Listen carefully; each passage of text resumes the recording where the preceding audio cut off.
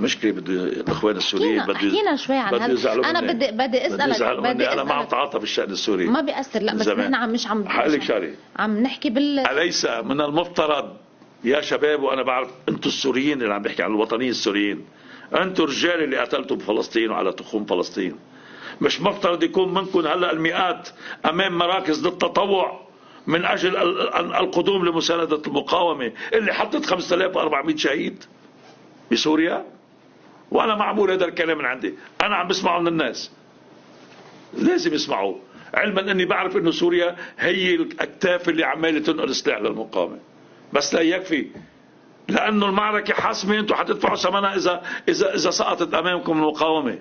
اللي حصل زلزال بمقتل السيد والخرق والقيادات، يجب ان يكون هناك الاف السوريين الان عمالي امام مراكز التطوع لحمل السلاح من اجل المشاركه. وما حاحكي انا كمان، نحن هون شو حنعمل على مستوى شبابنا، نحن سندعو الى حمل السلاح اذا تقدمت اسرائيل، حمل السلاح كلنا حنعمل، كل الناس قدرانين.